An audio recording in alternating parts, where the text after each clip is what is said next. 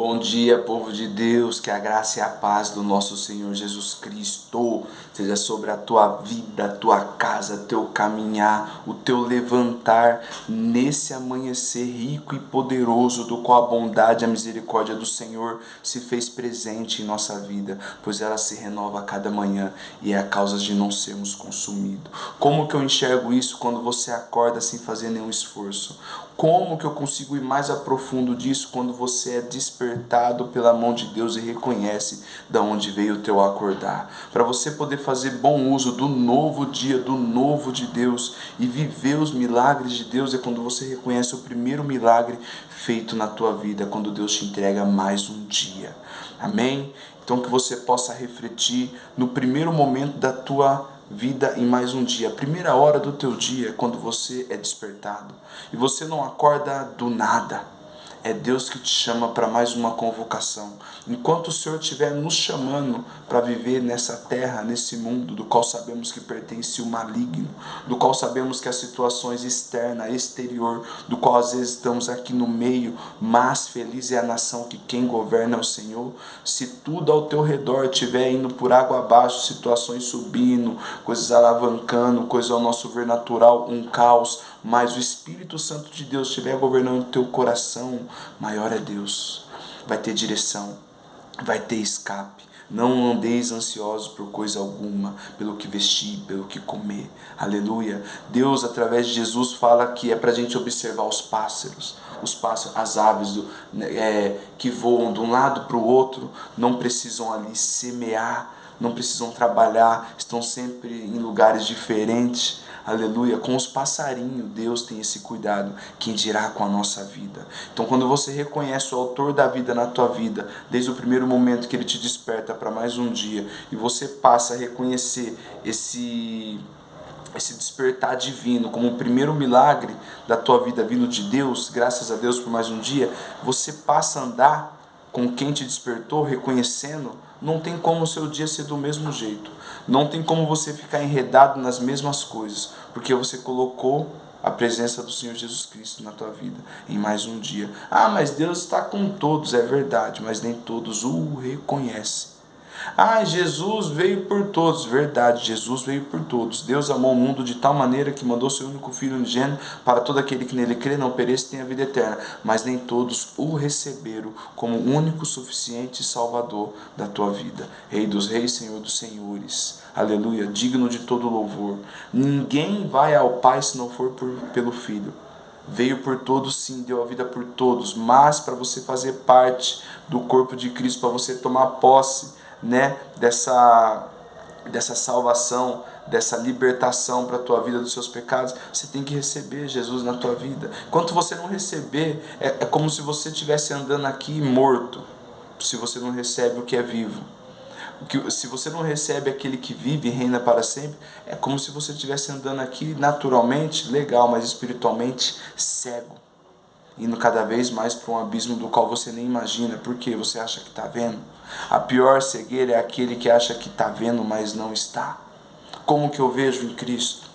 Como que meus olhos podem ser abertos espiritualmente em Cristo? Como que eu vou passar a ter mais paciência, mais mansidão quando vier alguns problemas na minha vida em Cristo? A cruz, foi na cruz, o plano perfeito de Jesus na cruz, através de Deus Pai. Está tudo na cruz. Na cruz é lugar de encontro. Na cruz é lugar de leveza, porque ali vai tirar todo o peso da tua vida. Ali vai ser aniquilado todas as bagagens antigas. A velha criatura vai cair por terra ali. Ou seja, na cruz é lugar de morte, porém é lugar de vida e vida eterna. Então quando você passa a ter um encontro com Jesus, você tem que passar pela cruz. Aleluia, na cruz vai ser tudo aniquilado, despedaçado, todo jugo, todo peso do qual você andou por muito tempo fora da presença de Deus. Quando você chegar na cruz, ali vai ser despedaçado, porque ali foi levado sobre ele todos os nossos pecados. O castigo que nos traz a paz está sobre ele. Cristo levou o fardo mais pesado. Então, quando passamos por algo aqui nessa terra, não podemos considerar que é uma tribulação ou é algo que parece ser o fim. A palavra do Senhor vai dizer através de apóstolo Paulo, acho que na carta aos Efésios, que não passa de ser uma leve e momentânea tribulação. Então, nada do que a gente passa aqui é maior do que a promessa que já tem para nós. Como que eu tomo posse dessa promessa? Reconhecendo, procurando viver nos caminhos do Senhor, negando a mim mesmo, negando o meu eu, matando o meu eu todos os dias. Todos os dias o que você acha, o que você deduz, o que você imagina, se você inverter isso, deixar na mão de Deus e fazer o que coopera para a parte de Deus, não sua, as coisas passam a fluir. Porque não é sobre o seu eu, é sim sobre o de Deus. Mas muitos ainda vivem na ignorância do eu. Amém? Mas eu oro a Deus que essa palavra tenha um efeito na tua vida, não da parte sua, mas da palavra. Ela tem um efeito, ela não torna vazia. Se você abrir o teu coração, se o seu coração estiver contrito e cada palavra que está sendo liberada aqui se identificar e bater de frente com situações que precisam ser resolvidas na tua vida, vai causar um efeito. Depois você vai testemunhar aqui para nós em nome de Jesus. Amém? Não tem vida fora do autor da vida. Não tem embarcação direcionada fora de Jesus. Fora de Jesus é barca furada. Até vai, mas vai furar. E vai encher de água e vai afundar. Como que é esse afundamento? Você nem percebe. Não é um afundamento físico natural de uma água. Você entra e não dá pé e você se afoga. Não, é um fundamento espiritual maligno que você nem percebe, de tantas coisas que você está ali semeando que não coopera para o bem, e a hora que começar a colher da parte do que você plantou, você não vai entender nada, porque de tantas coisas acontecendo. Ainda é tempo de mudar a plantação do teu jardim. Somos um jardim, cada um se considera um jardim, árvore, né? O que essa árvore está dando, o que essa árvore vem produzindo. Aleluia. A árvore jardim tem que ser cultivado. Deus, quando colocou Adão lá no jardim, falou para ele cultivar, para cuidar. Você tem cuidado do teu jardim? O que é o teu jardim? Em volta, ao teu redor, você é semente também. Que tipo de semente você vem sendo aonde você vem andando, aonde você vem convivendo? Tem sido uma semente boa? Aleluia. E no seu jardim tem fluído o quê? Qual que é o cheiro que sobe do teu jardim? De amor, de paz, de mansidão, longanimidade? Ou inveja, frustração, raiva, ira? Somos jardim aonde Deus nos colocar. Aonde Deus nos colocar, temos ali a escolha de semear coisas boas para que fluam também coisas boas. O que é coisa boa? Da parte de Deus. O próprio Jesus, quando certa passagem passando em Lucas 16, um jovem rico para ele chama Jesus de bom mestre. Jesus fala, bom a não ser um, que é meu Pai que está no céu. O próprio Jesus fala isso, porque você acha que às vezes você é bom. Sabe como somos bons? Quando estamos na mão de Deus, quando vivemos a bondade de Deus, do qual o salmista Davi fala que certamente a tua bondade me seguirá, e a tua misericórdia também, porque ela é infinita, mas desde que eu esteja fazendo a vontade do Pai, em nome do Filho aqui, no caminho de Jesus. Amém? Não somos bons, não merecíamos nada do que temos hoje, mas o amor de Deus superabundou tudo isso e enviou Jesus. Através de o mundo passou a viver numa natureza caída, do qual partiu de Adão e Eva, mas através de também, ele superabundou o pecado, e o pecado e a morte perderam na cruz. Uma vida em Cristo que se dedica a viver para Jesus todos os dias, independente de situações, ela perdoa, independente do movimento, ela está sempre caminhando para frente, independente do vento, ela está sempre rompendo em fé. Aleluia, a misericórdia vai estar sempre sendo derramada, e o pecado não vai ter poder nessa vida. Alguns problemas não vai ter poder nessa vida, porque ela vai reconhecer quem ela é em Cristo. Então falta muito isso em nós, que procuramos viver uma vida com Jesus. Reconheça quem você é, reconheça sua identidade. Amém? Deus seja louvado, meus irmãos. Quero ler com vocês Lucas 17, aleluia, qual o Senhor me levou nesse texto desde ontem, no finalzinho do dia, e eu quero refletir um pouco com vocês aqui que o Espírito Santo colocou no meu coração. Amém? Lucas 17, do versículo 1 até o 6. Deus seja louvado. E disse aos discípulos, é impossível que não venha escândalo, mas ai daquele por quem vierem. Jesus falando para os discípulos, é impossível. É impossível que não venha um escândalo para os discípulos. Você imagina? Né? Vocês vão ver coisas, não tem como brecar isso. É necessário que se cumpra o que está escrito. Vai vir escândalo com os de dentro. Ou seja, às vezes vai vir escândalo, às vezes não. Os escândalos vão vir com quem aparentemente conhece a palavra. Jesus está falando para os discípulos, né? Mas fica firme, fica fiel, Não deixe de continuar adorando, buscando teu Deus. Não se atrapalhe com os escândalos, não se esfrie com os escândalos. A igreja não é perfeita, ela é imperfeita. Porém, tem vidas ali que dependem da graça de Deus e vivem através do Espírito Santo. Aleluia. Jesus falando, é impossível que não venha escândalo, mas ai daquele por quem vier.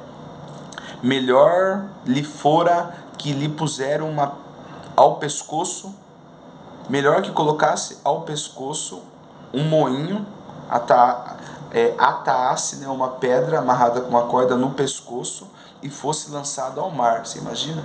Jesus simbolizando ali alguém que causa escândalo nos que estão querendo vir para Cristo, e tem um de dentro que está sendo motivo de tropeço e não deixa esses se aproximarem de Jesus. Jesus fala, é melhor que lance uma corda no pescoço, amarre uma pedra e lance ao mar, no fundo do mar, para ficar lá para baixo, para ficar lá no fundo, para não dar problema, para não ser pedra de tropeço.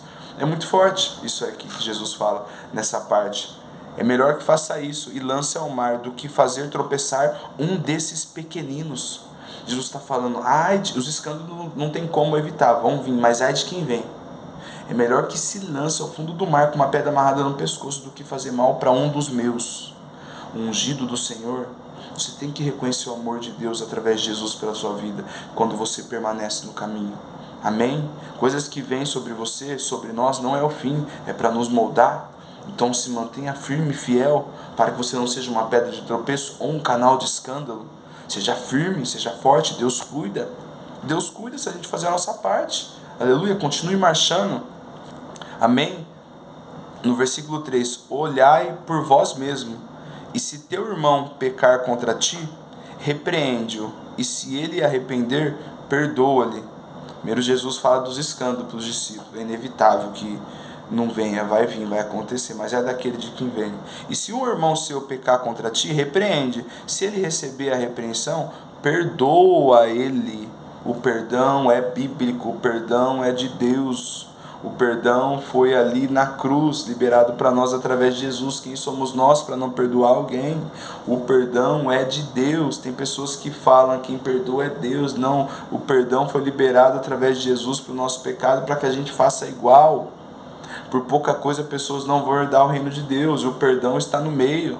Às vezes você acha que você fica longe de uma pessoa por você não estar vendo, está tudo bem, ela lá, eu aqui, mas seu coração ainda está ferido por coisas que aconteceu, você não perdoou, ou vice-versa, vai ficar se Jesus voltar hoje, aleluia. Verdade, o coração tem que estar purificado, aleluia. Então se um irmão pecar contra ti, se alguém fazer algo contra ti, contra vocês, o repreende, o exorte. Se ele receber a repreensão, perdoa ele. Amém? E se pecar contra ti 7 vezes no dia, meu Deus, imagina uma pessoa, ou situações que vem te afligindo e aleluia, 7 vezes ao dia. E se pecar contra ti 7 vezes no dia, e no dia vier ter contigo dizendo, me arrependo. Ué, perdoa ele. Está falando na palavra. Se uma pessoa te deu problema na parte da manhã, na parte da tarde, na parte da noite, e no final ela fala, você me perdoa? Eu estou arrependido do que eu fiz e estou me sentindo mal.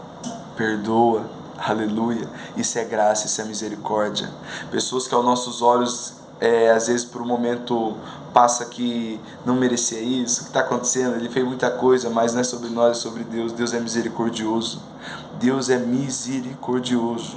Eu estou lendo a Bíblia de Gênesis, Apocalipse, eu passei pelo livro de Reis, de Crônicas. Manassés, ele ofereceu o filho dele a sacrifício, né, a holocausto, a outros deuses, né, a Maloque. E Manassés, ele certo ponto ali, ele se arrepende de algumas coisas, se aquebranta e Deus alcança ele na misericórdia e o perdoa. É forte, irmãos. É sobre a misericórdia. Você acha que nós, hoje, nós aqui, mereceríamos alguma coisa? Você acha que estamos fora do que às vezes pessoas que você acha que não merece? Essas pessoas têm que estar no mesmo corpo que vocês. Essas pessoas têm que estar na mesma mesa que você senta com Cristo. Deus anseia que elas sejam salvas também. Aleluia. Então que possamos ter essa visão também, essa clareza da liberação do perdão, que os escândalos vão vir, mas ai de quem vem. Sejam vigilantes, preserve a sua vida em Cristo, para o escândalo não partir de você. Aleluia. Que você seja um canal de bênção um canal de sempre pessoas que vão ter ali um começo em Cristo, não um tropeço. Aleluia. Vamos continuar o texto. E disseram então os apóstolos, depois de Jesus falar, né? Se alguém fazer algo contra ti, repreende, se eles entender, perdoe. E se pecar contra ti 7 vezes no dia e chegar, eu me arrependo, perdoa. E os discípulos falaram, no versículo 5, discípulos então disseram a Jesus, acrescenta-nos a fé. Depois de Jesus ter falado que do perdão, seja o que for, vai ter que perdoar, seja o que acontecer, perdoa-lhe, né? Primeiro fala do motivo de tropeço, depois fala do perdão, e aqui Jesus está falando que os discípulos falaram para ele, então acrescenta-nos a fé, para mim perdoar desse jeito, para mim ter essa mansidão, esse direcionamento, me acrescenta a fé. Aleluia. E disse o Senhor, se tiver fé como um grão de mostarda, direis a essa amoeira ou a este monte, mova-te daí e planta-se ao mar, e ele obedecerá. Quando simboliza aqui, a fé move montanhas, né? Diga esse monte que move, Jesus está falando ali, simbolizando que a fé não é sobre tamanho, é sobre ter fé, seja qual for o grau dela, ela vai se mover. Sua fé pode ser pequena, mas se você tiver, ela vai ser ativada se você exercer. E os discípulos falam, acrescenta-nos a fé.